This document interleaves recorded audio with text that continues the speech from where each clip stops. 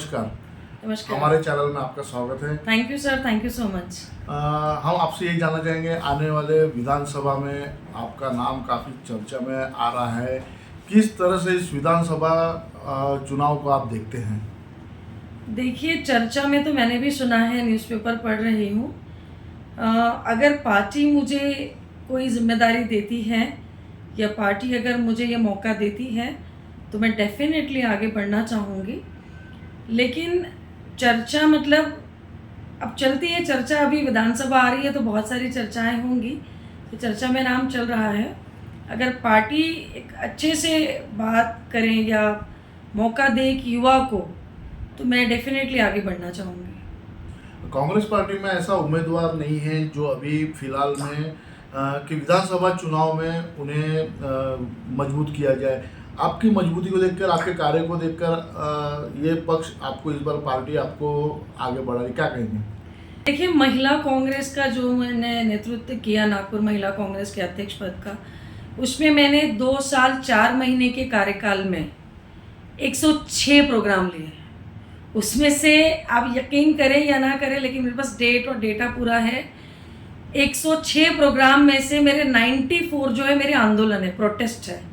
क्योंकि जिस तरीके से केंद्र सरकार कभी ईडी के नाम पे, महंगाई के नाम पे, महिला सुरक्षा के नाम पे, किसानों के नाम पे, युवाओं के नाम पे, पेपर लीक के मामले जिस तरीके से तेज़ी से आते रहे, तो महिला कांग्रेस ने बखूबी, चाहे धूप, बारिश, पानी कुछ भी हो, चाहे आंदोलन नागपुर में हो, दिल्ली में हो, बॉम्बे में हो, लाठियां तक खाई हैं सीआरपीएफ की। तो क्यों किया? क्योंकि पार्टी ने आज हमें वो जिम्मेदारी दी है, और इसीलिए दी है क्योंकि कहीं ना कहीं पार्टी ने हम पे भरोसा जताया है, और मैं पूरी निष्ठा और ईमानदारी के साथ अपना काम करती हूँ। अब जो पक्ष का जो भार है, इस बार आपके कंधों पे थोड़ा सा ज़्यादा भार दिया जा रहा है। आपके पक्ष के जो दिग्गज हैं, जो बाकी जो लोग हैं, जो नेता हैं, उनके लिए आपको क्या एक संदेश रहेगा? देखिए, पार्टी मुझे जो भी आदेश देती है, मैं उसको बहुत अच्छे से अपना 100% देने की कोशिश करती हूँ।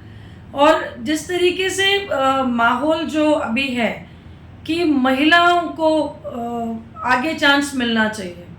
जैसे बहुत सारी चीज़ें होती हैं, महिलाएं कई जगह पे बहुत ज़्यादा कोशिश करती है, लेकिन एक अच्छा प्लेटफॉर्म नहीं मिल पाता है।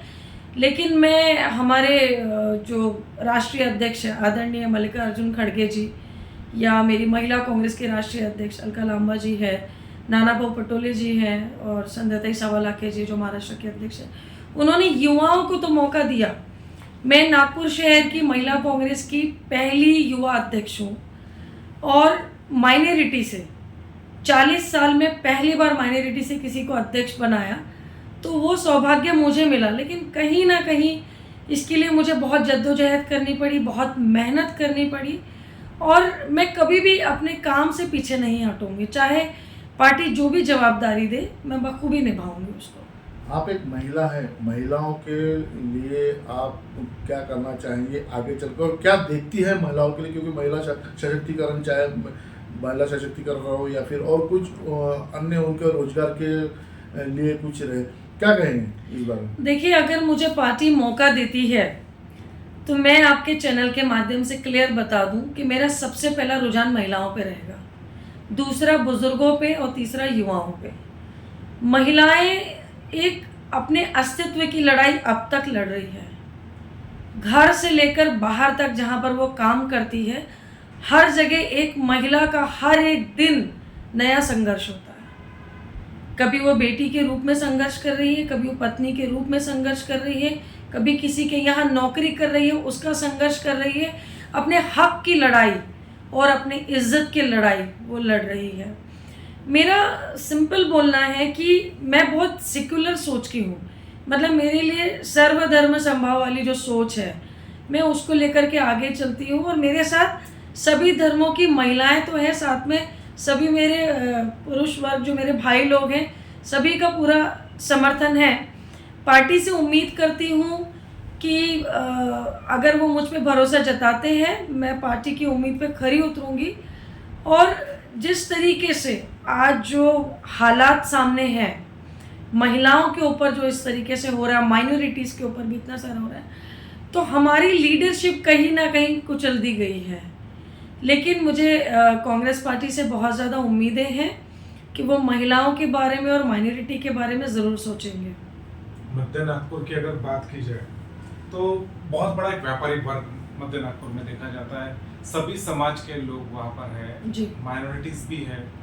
उनकी समस्याओं को लेकर आप फ्यूचर में आपके क्या प्लान होंगे, क्योंकि व्यापारिक वर्ग और बहुत कंजेस्टेड, रास्ते बड़े छोटे हैं, बहुत सारी अनेकों समस्या है, रोजगार की समस्या और व्यापार को लेकर भी बहुत सारी देखिए, व्यापारी जितने लोग हैं, मोस्टली जितना मेरा स्टडी है, ज़्यादातर व्यापारी जो इतवारी के हैं वो ज़्यादातर या तो वर्धमान नगर साइड में रहते हैं या तो सिविल लाइंस में रहते हैं। वहाँ को जो सामान्य जो लोग हैं, सामान्य तबका जो है, वो सच में बहुत जूझ रहा है। मैंने इतवारी की कुछ गली देखी है, एक गैलरी से दूसरी गैलरी लगी हुई है और सामने में ओपन इलेक्ट्रिक का वायर चल रहा है जो कई जगह से कट किया हुआ है। बारिश का मौसम है, मतलब जिस तरीके से काम होना चाहिए था मध्य नागपुर में। मैं तांडापेट जाती हूँ, बांग्लादेश जाती हूँ, मैं बचपन में जो देखती थी आज भी वही देख रही हूँ। आज से 15-20 साल पहले मैंने जो देखा था, आज भी सेम परिस्थिति है। चाहे हलबा समाज का वो हॉल हो, चाहे मुस्लिम समाज का समाज भवन हो, कोई अंतर नहीं रहा। मतलब डेवलपमेंट के नाम पे मुझे तो फ़िलहाल नहीं लग रहा कि ये 15-20 सालों में कोई भी डेवलपमेंट हुआ हो। तो मैं ऐसा सोचती हूँ कि अगर मुझे मौका मिलता है तो मैं डेफिनेटली सबसे पहले मैं महिलाओं का एक शक्ति जो होती है उनको उनका हक दिलाने की कोशिश करूँगी रोज़गार के रूप में। और सबसे ज़्यादा मेरा पहला टारगेट है एजुकेशन की तरफ, कि क्यों हमारे यहाँ के बच्चे, स्पेशली जो गरीबी तबके के बच्चे हैं, हर गरीब माँ बाप, रिक्शे वाला हो चाहे डेली का मजदूर हो, वो भी यही चाहता है कि वो अपने बच्चे को अच्छी एजुकेशन दे, अच्छी शिक्षा दे, लेकिन वो नहीं दे पा रहा है क्योंकि शिक्षा का बजट जब हम आज़ाद भी नहीं हुए थे तब 5.2 पे था, बट इस सरकार ने इन 10 सालों में उसको 3.5 रख दिया। मतलब सीधा सिंपल है कि युवा पढ़े ही नहीं, क्योंकि पढ़ेगा तो सर इनसे सवाल तो ज़रूर करेगा, RTI भी लगाएगा।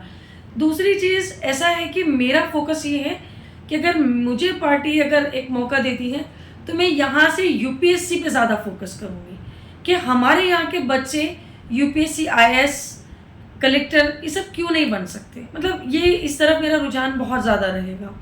मतलब पहले से शॉर्ट लिस्ट करना है 80% के कौन से बच्चे हैं, कौन से लड़के लड़कियाँ 10th में जिन्होंने स्कोर किया, 12th में साइंस लेकर के कितने परसेंटेज, तो उनको बाइफरकेट करके प्रॉपर उनको करियर गाइडेंस की क्लासेस फ्री ऑफ कॉस्ट होने चाहिए। इसमें कोई राजनीति नहीं, इसमें कोई बिजनेस नहीं होना चाहिए, ये फ्री ऑफ कॉस्ट होने चाहिए। क्योंकि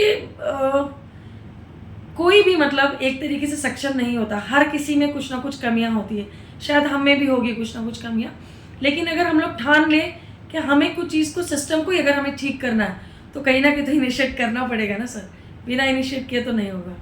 एक सवाल ये है, क्या मुस्लिम समाज के कैंडिडेट इस विधानसभा में खड़े होना चाहिए? कि उनको लगता है कि मुस्लिम समाज के कोई भी कैंडिडेट को एक टिकट मिल सकती है? देखिए, जिस तरीके से 2024 का अगर आप नागपुर की बात कर रहे हैं, 2024 में लोकसभा चुनाव में कांग्रेस पार्टी को आदरणीय विकास भाऊ ठाकरे जी को 5,17,000 वोट मिले हैं।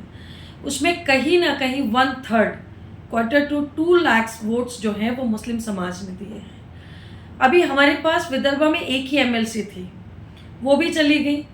तो हमारी लीडरशिप क्या, मतलब हाउस में कोई तो ऐसा होना चाहिए जो हमारे समाज के भी मुद्दों को रख सके। और मुस्लिम समाज देखिए शुरू से कांग्रेस को मतलब हमेशा से वो अपना मत देता आया है। बाकी आला हाईकमान जो भी डिसाइड करेंगे वो फैसला हमारे सर आँखों पर होगा। लेकिन जहाँ तक बात रखने की है तो यही बात मैं कहना चाहती हूँ कि एक महिला को तो टिकट मिलनी चाहिए नागपुर से। अगर शायद मुझसे बेहतर कोई है तो मुझे नहीं पता, लेकिन एक महिला को टिकट मिलनी चाहिए और माइनॉरिटी से एटलीस्ट एक टिकट मिलनी ही चाहिए। और मैं मुस्लिम महिला का आपको एक बात बताऊंगी कि सिंस 1952 से लेके अभी तक पूरे विदर्भ में कोई भी मुस्लिम महिला कभी भी आमदार नहीं बनी।